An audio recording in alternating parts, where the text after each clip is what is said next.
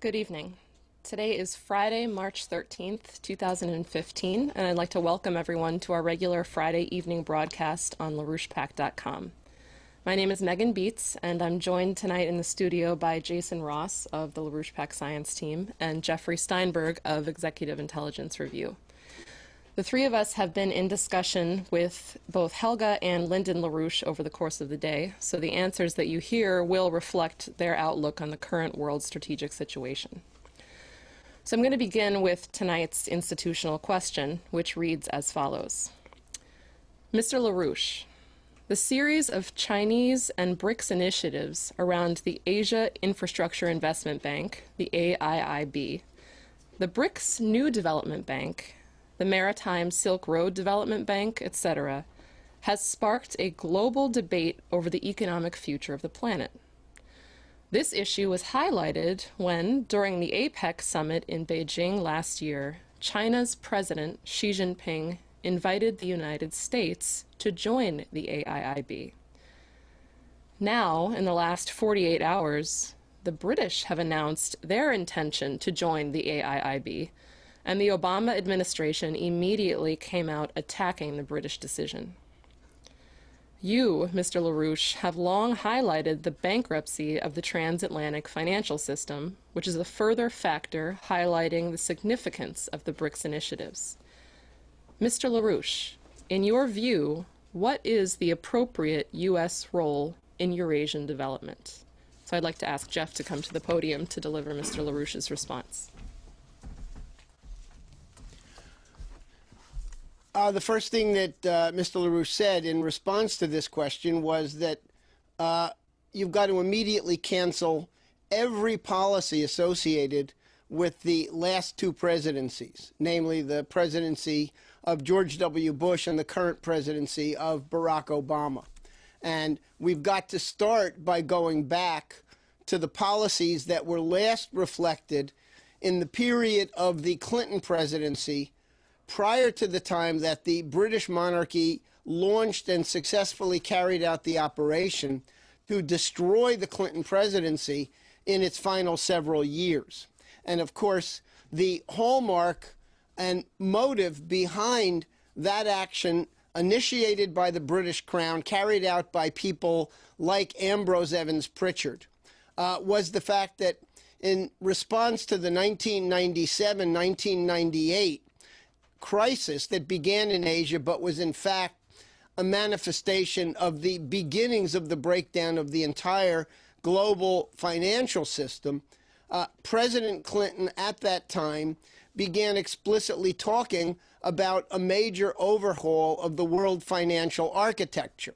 And during that period, Mr. LaRouche was already deeply involved in promoting the need for a new Bretton Woods conference, a return to some of the cornerstone principles of Franklin Roosevelt as he envisioned the revitalization of the world economy and the restructuring of the global financial system in 1944, as the Second World War was clearly about to be a victory for the Allied forces.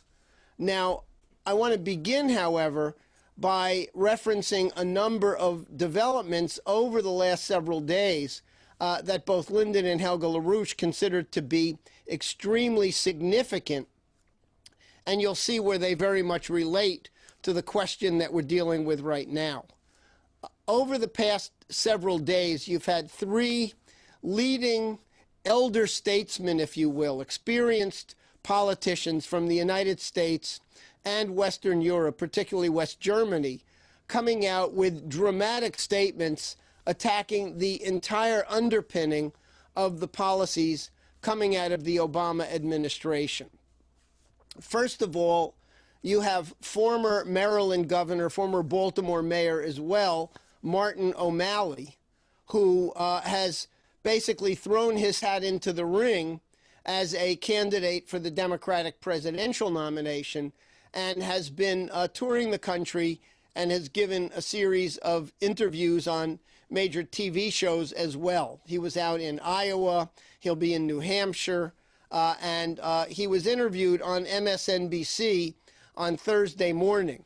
And the fundamental point that he made is that the defining issue for the 2006 presidential elections is the reinstatement of Glass-Steagall. Now, of course, the 2016 presidential elections are a long way off.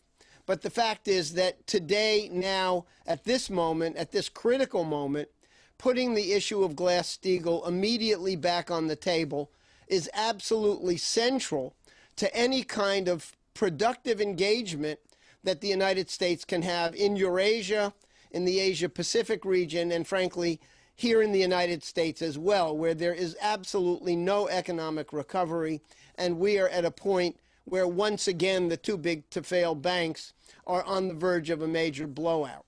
I want to read a few quotes from O'Malley and then also reference some of the recent comments by two leading senior German statesmen, the current German Foreign Minister Steinmeier and also the former German Chancellor and very clearly qualified elder statesman Helmut Schmidt, who is 92 or 93 years old, but still extremely vocal and active.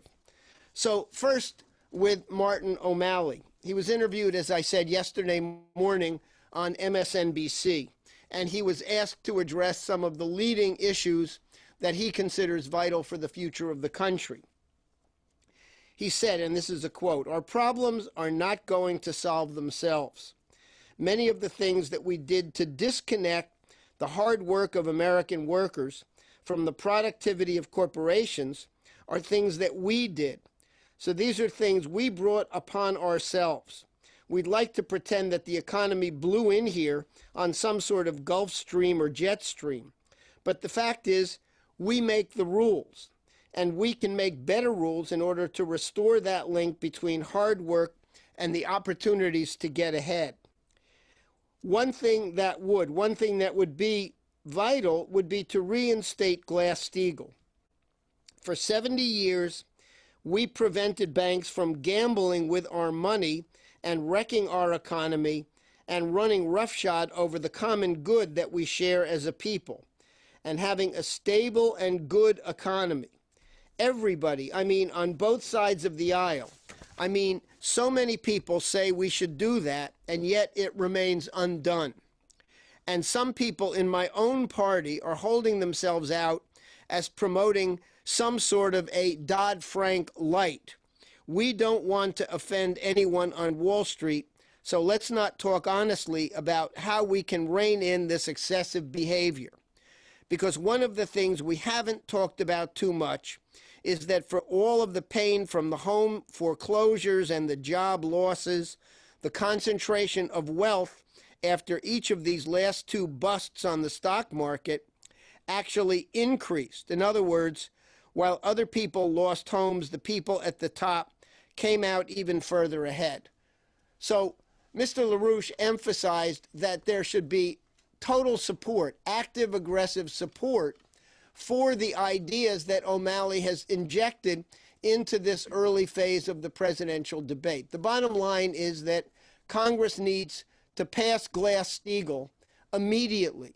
It's the only measure that will adequately deal with the looming blowout of the entire transatlantic system. And only by reinstating Glass-Steagall now can we put the United States in the position to play a constructive role in the new paradigm of economic development that has been put forward under Chinese leadership in particular by the BRICS countries. So the United States, yes, must join the BRICS, but in order to do that, we must first repudiate all of the ongoing policies that are carryovers from the Bush-Cheney administration in through the Obama administration.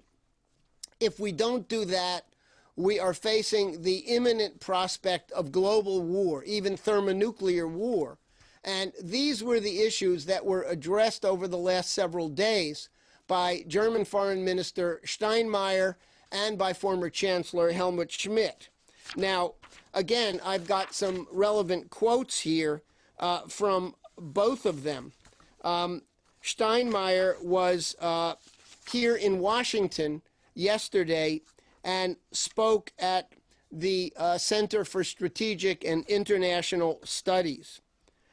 He said, "It is obvious to me that the continuation and expansion of U.S. and European sanctions against Russia and the eastern Ukrainians would expand the conflict and would move the crisis to a new phase and beyond the point of no return. What we need," he said, "is strategic patience.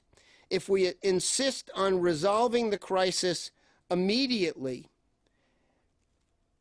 then we may set it back.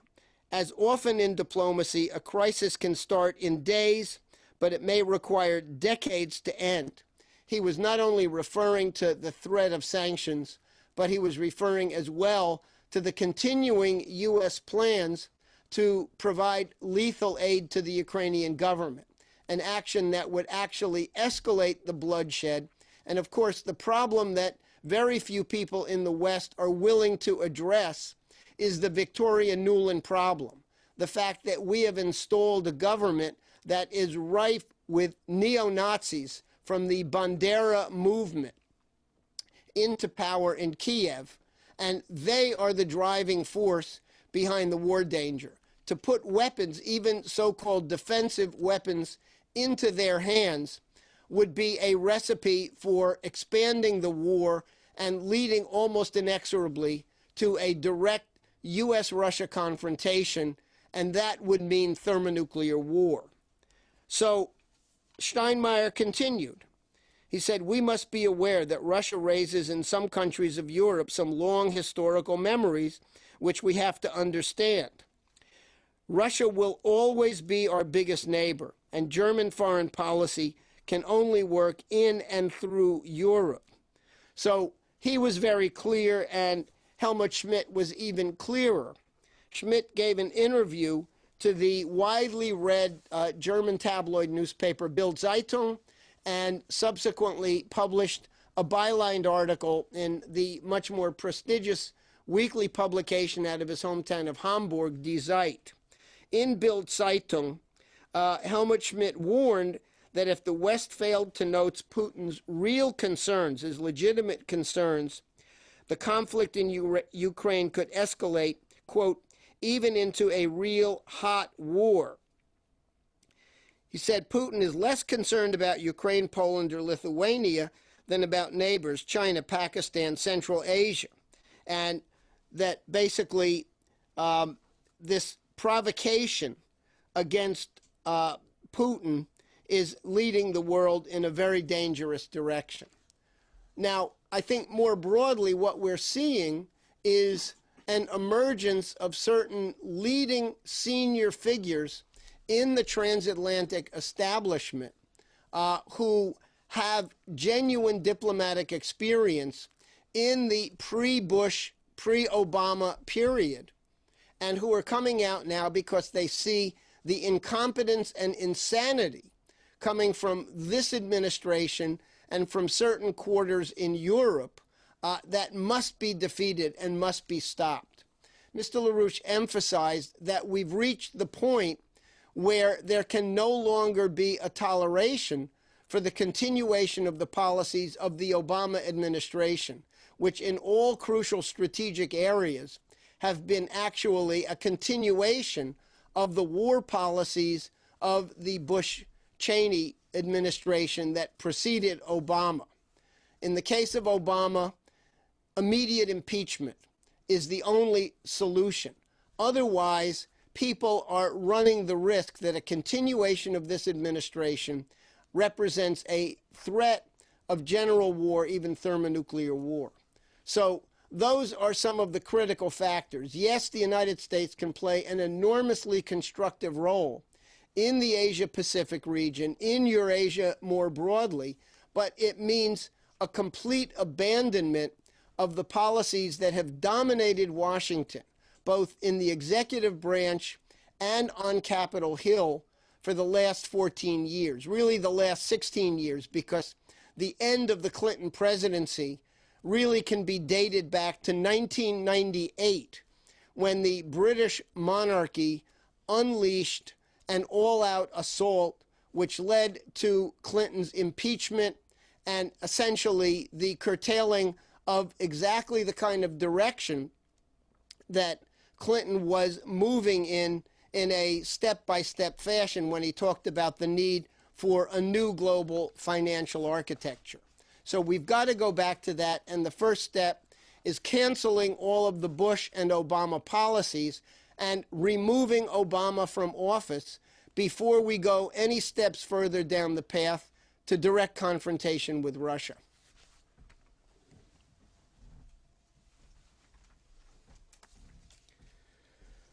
So, by way of a follow-up question, I'd like to pick up on two aspects of what you just addressed, Jeff. The first being more on the role of these elder statesmen, and the second being the issue of Bill Clinton.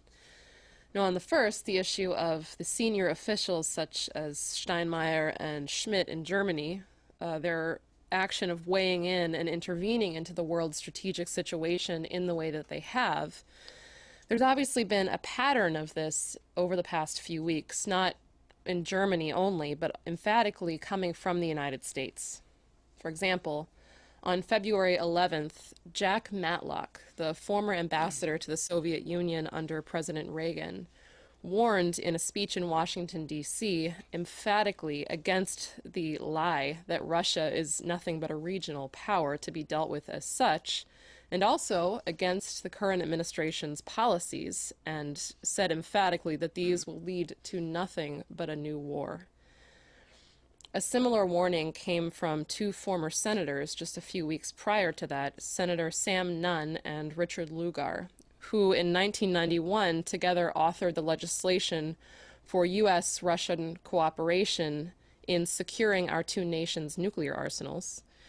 A similar warning also came from William Polk, who is a veteran of the State Department and who served as a member of President John F. Kennedy's three-man crisis management team during the Cuban Missile Crisis.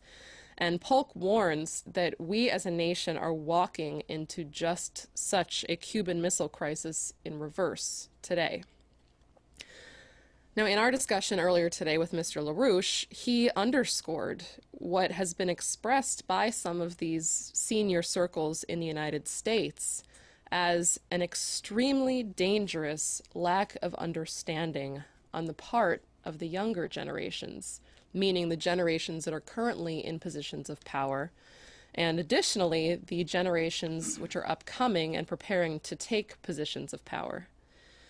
So I'd like to ask you to elaborate on that, but also in that context, I'd also like to ask you to address something which is not at all unrelated, which is what was done to President Clinton. And again, Mr. LaRouche was very emphatic about the fact that the attack on Clinton and the demotion of President Clinton was directed by the British Empire and was a key inflection point in bringing us up to where we are today. So Jeff, I'd ask if you could develop that point further, since I think a lot of our viewers may not be familiar with that history in detail.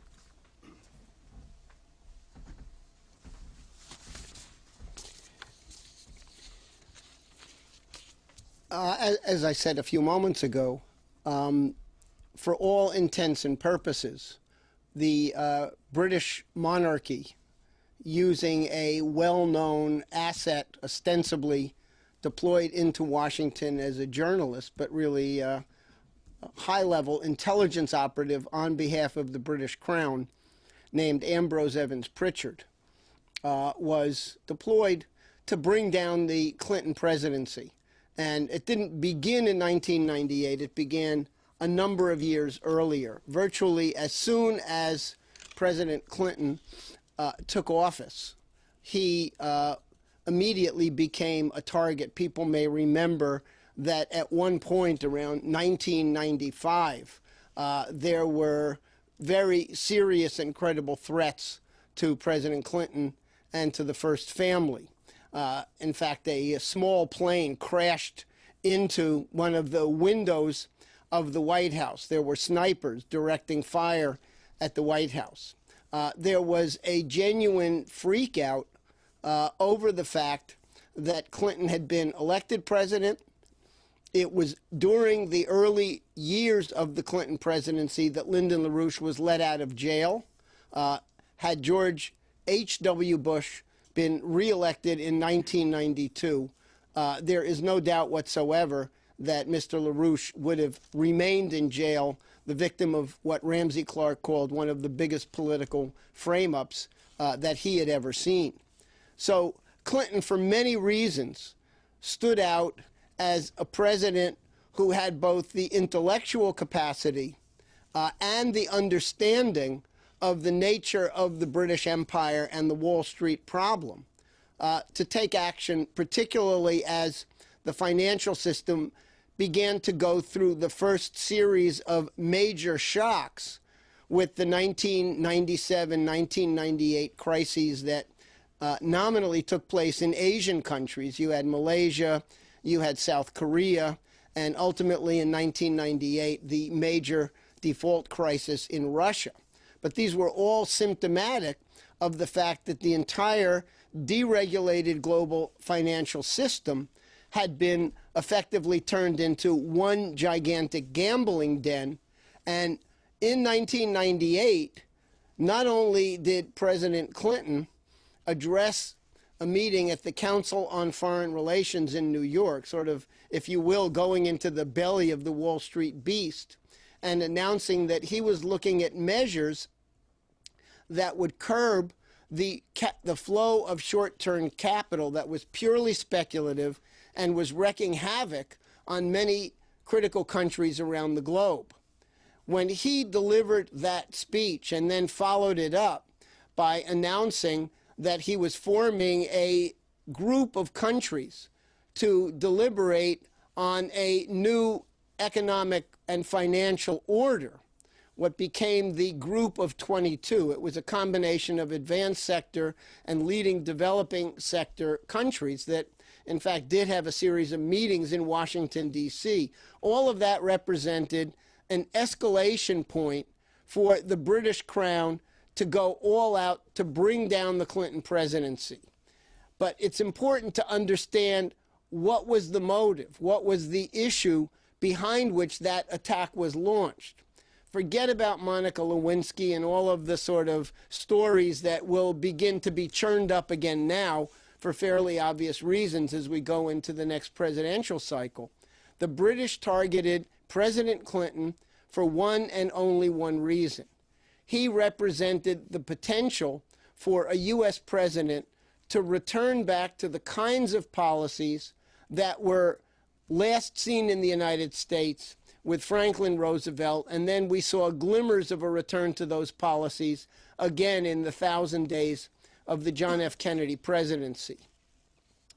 Clinton was no fan of the British. He made very clear early on that he was far more interested in developing a clear strategic partnership with Germany, and in fact he had a series of meetings with German Chancellor Helmut Kohl and later Gerhard Schroeder that represented an impulse towards forming a different set of relations.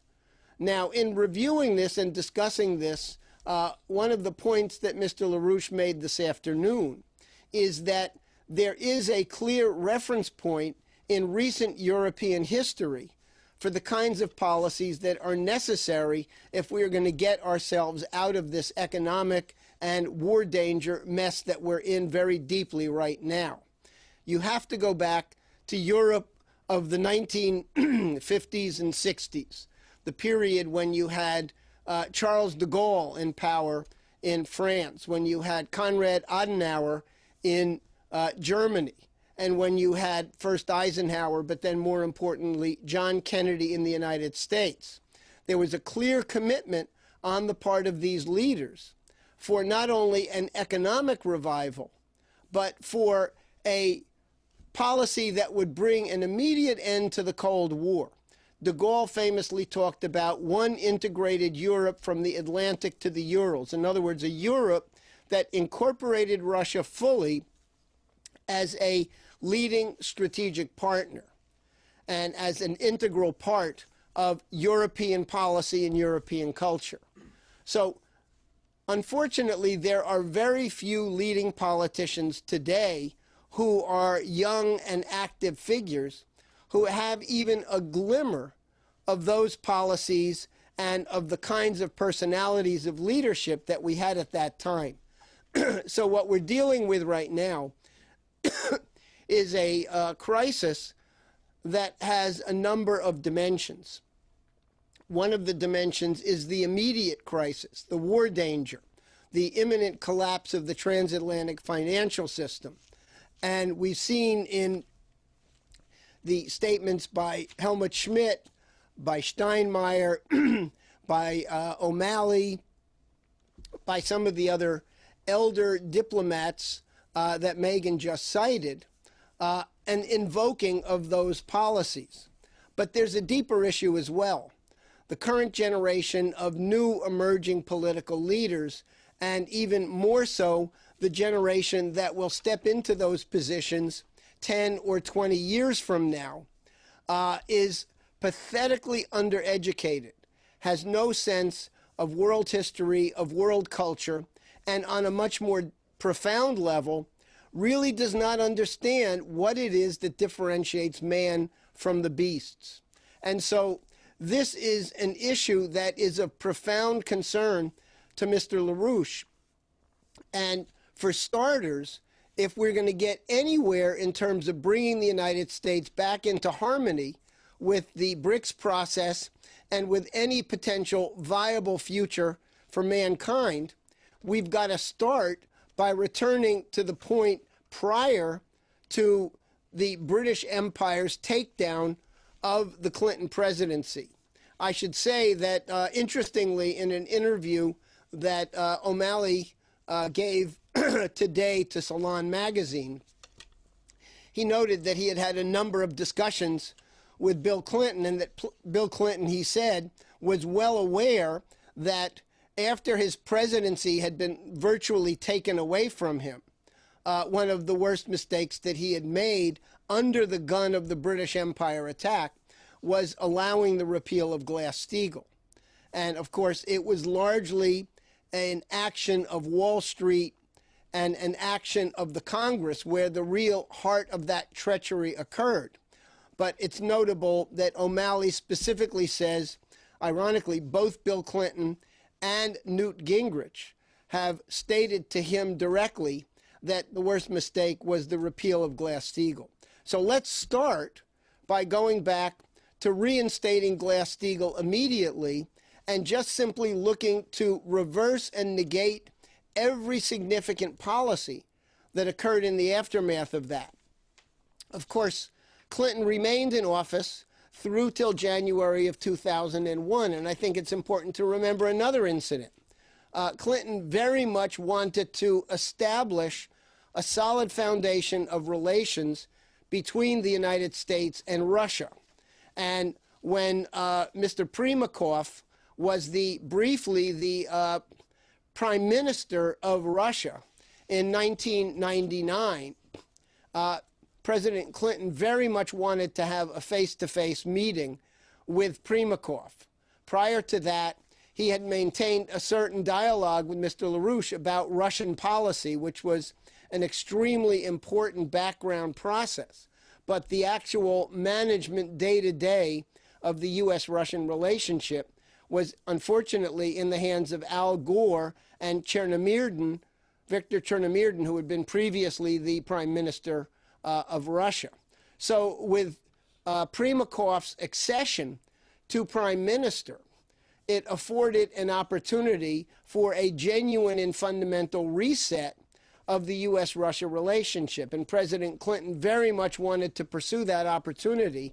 And unfortunately, as Primakov literally was in the air flying from Moscow to Washington, Vice President Gore got Primakov on the phone and said, "We are about to start bombing Serbia, and I suspect you will not want to be on American soil when that happens." And literally, Primakov's plane was turned around. He went back to Moscow, and the efforts of President Clinton, rather, to restore some semblance of U.S.-Russian genuine cooperation were scuttled. I think that's indicative of the fact that he no longer was really in possession of his own presidency by that point, and that's the period of the repeal of Glass-Steagall and So back to 1998, back to that effort to establish a new just world economic order.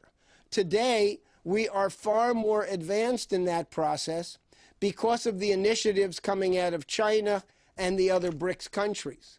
So let's realign the United States with that process, and then we've got to really address the deeper issue of how are we going to educate the next several generations of leaders so we don't find ourselves continuously facing a profound crisis that could be literally a crisis of extinction for mankind.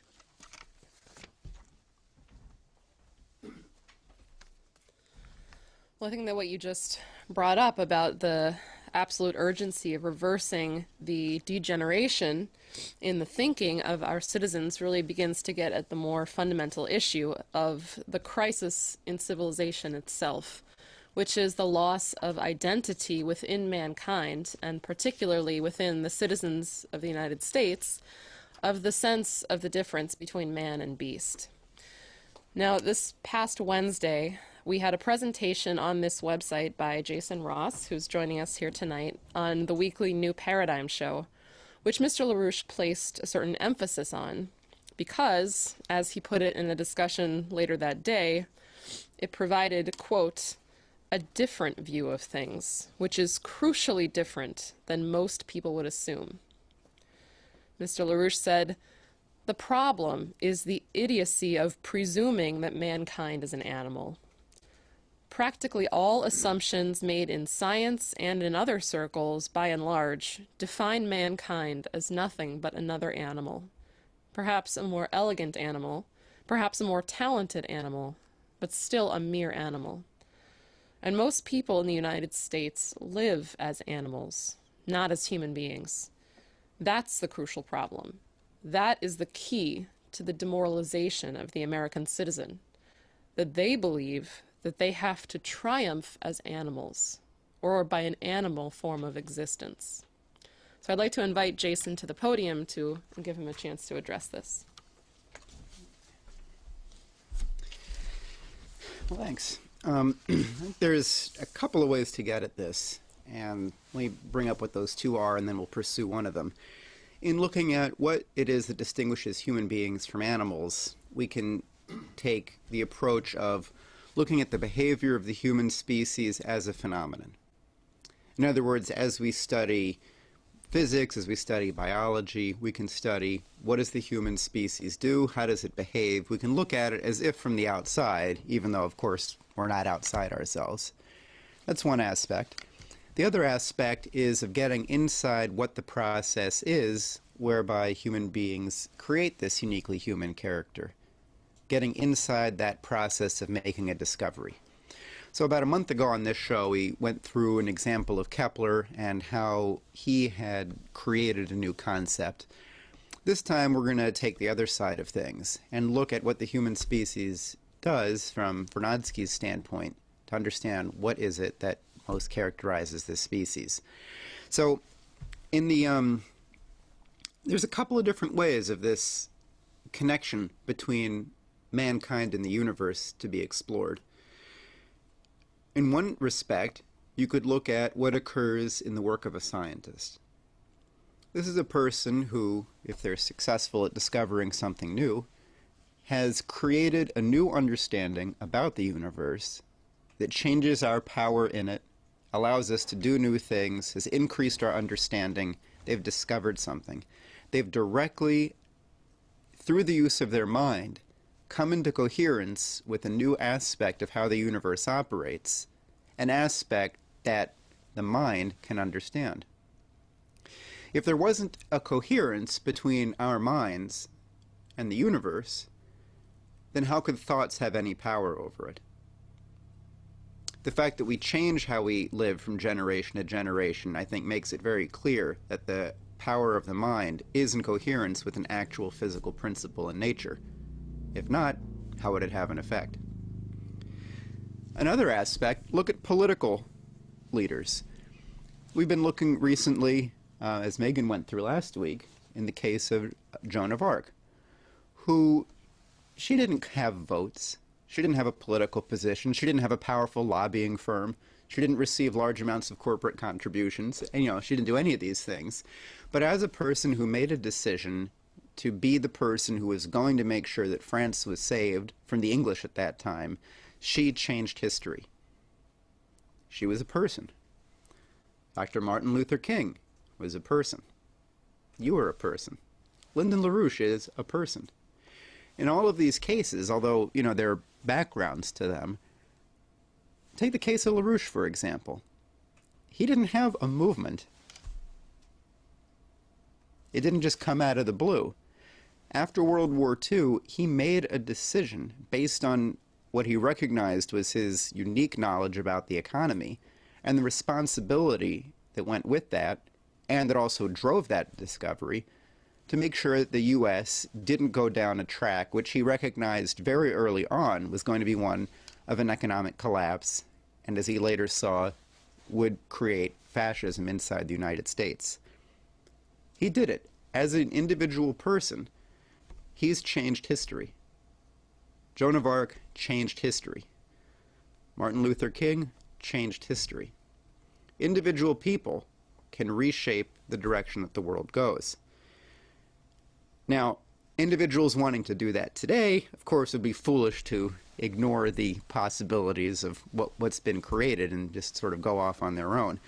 But individual human beings are able to shape the direction of humanity, just as we see in science, people are able to change the direction of humanity by increasing our power in nature. So let's take a look and focus now on the personalities and the work of Vernadsky and of Cuza. So Vladimir Vernadsky was a Russian-Ukrainian scientist who regulars to our website, I think, are somewhat familiar with. He lived around the time of the late 1800s through into World War II. And he was adamant that the cosmos of Newton was holding thought back. What he meant by that, and he pointed it out in detail, was how Isaac Newton had laid out some groundwork ideas for science. One of them was that there was a universe outside of us, and then there was us that were investigating it, and that there was an independence between them. Although our minds might understand the universe, they didn't actually exist in it. There was a distinction. The other aspects of what he had done were to take concepts that were alive before and kill them, two in particular, those of space and time, which Newton turned, instead of having any characteristics of their own, into basically being a box in which things occur, space, and time, which flows on without any characteristics of its own.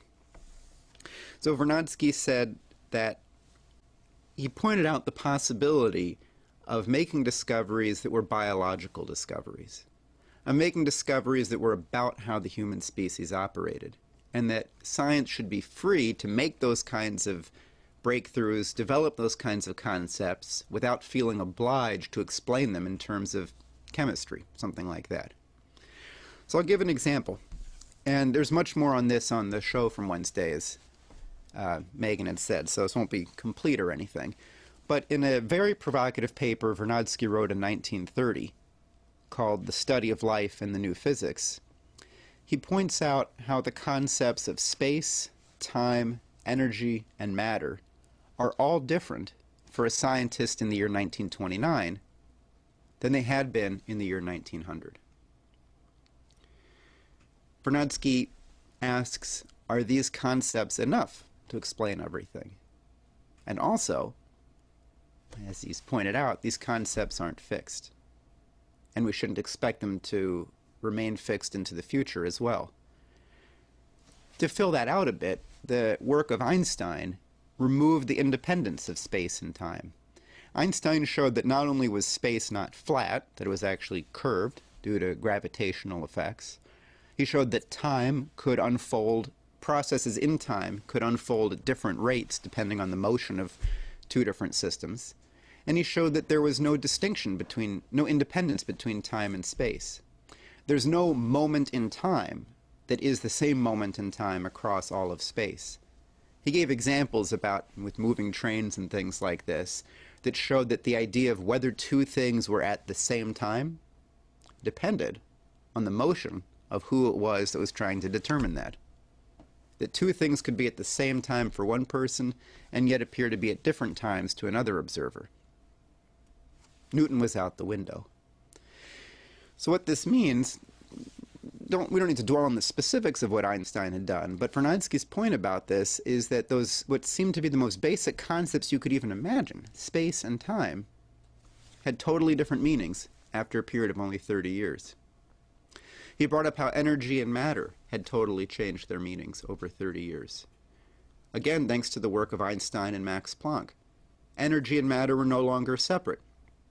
Einstein's famous formula, E equals mc squared, described a process that we see in nuclear physics, where mass and energy can be turned into each other. That's what occurs in nuclear power. We found out that energy came in pieces. This is from the work of Planck and Einstein again.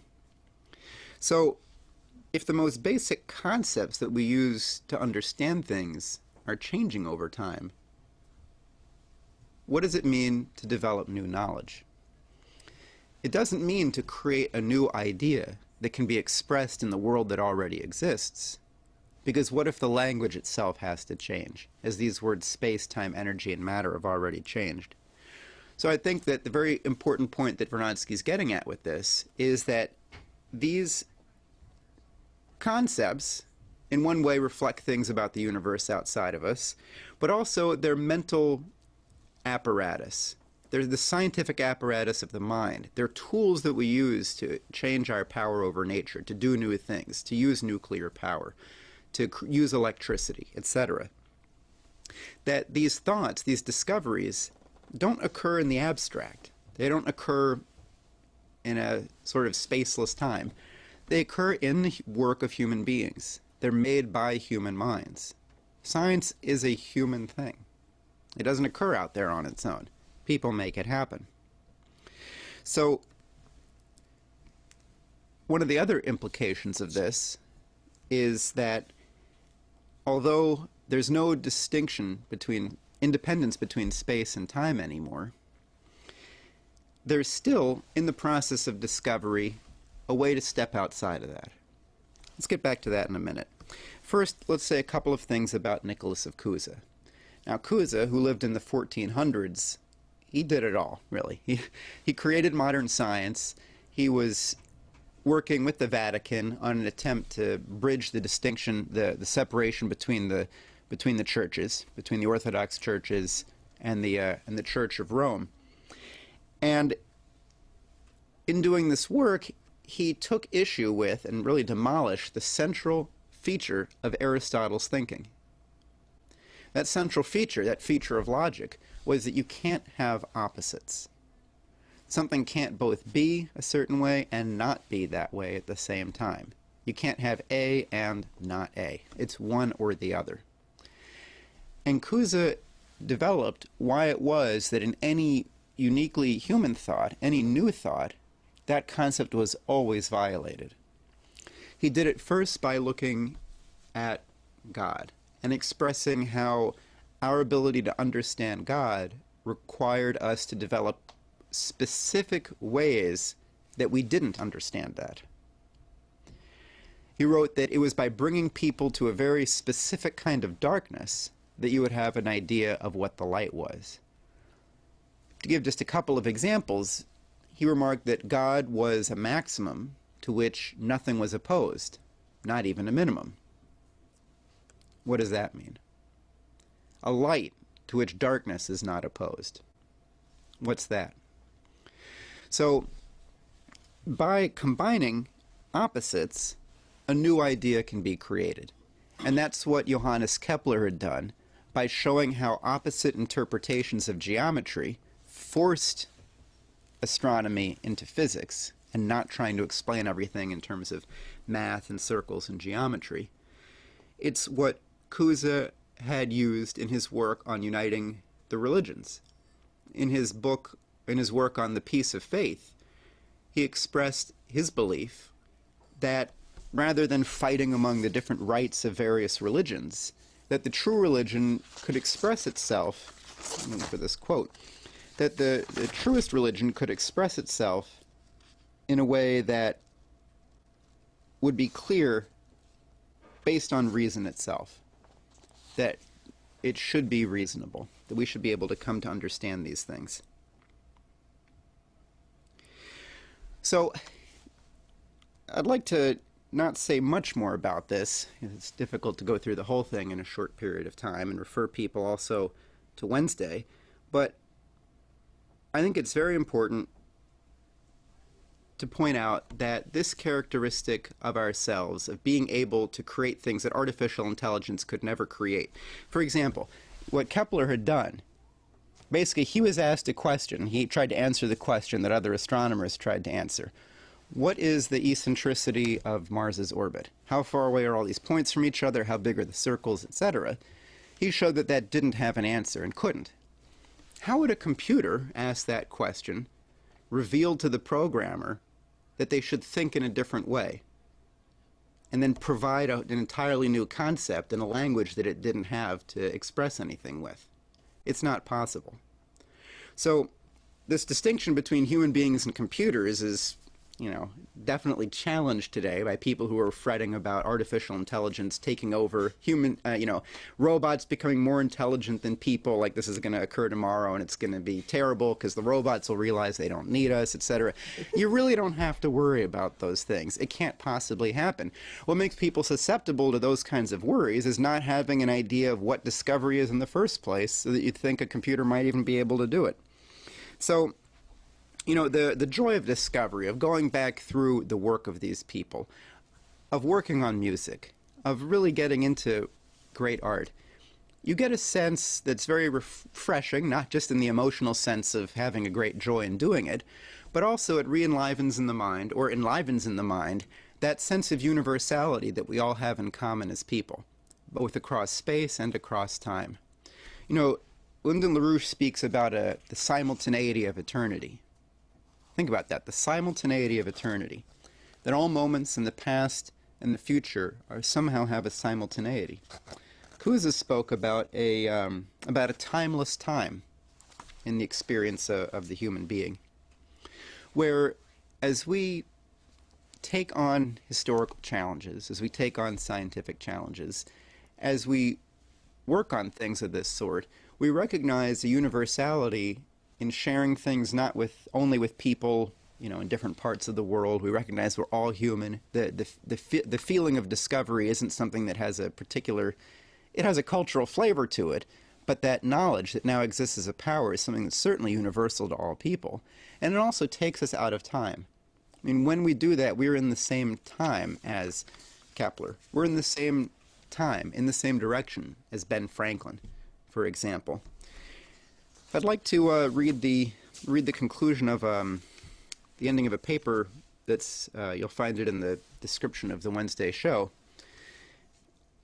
Contrary to Aristotle's view that opposites could not coexist, or the logician's view that all conclusions exist inherently in the original premises, Nicholas of Cusa maintained the primacy of the process of discovery itself, whereby contradictions drive the mind to hypothesize a new concept not derivable from the past, a conclusion that defies the premises rather than following from them.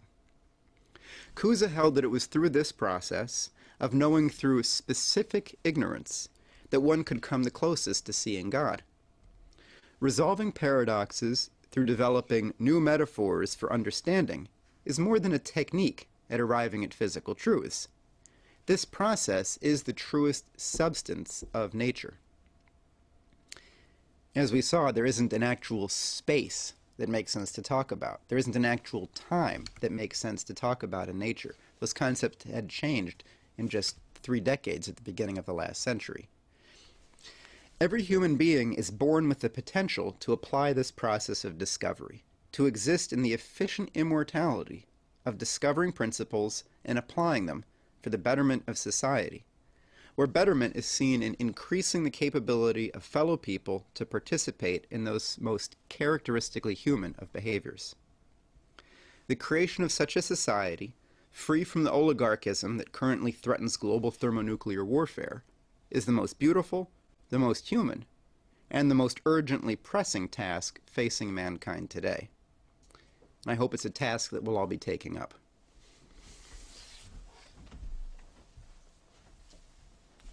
Thank you very much, Jason. So with that, I'd like to bring a conclusion to tonight's broadcast. I'd like to thank both Jeff and Jason for joining me here tonight. Thank you all for watching. Stay tuned to LaRouchePack.com. Good night.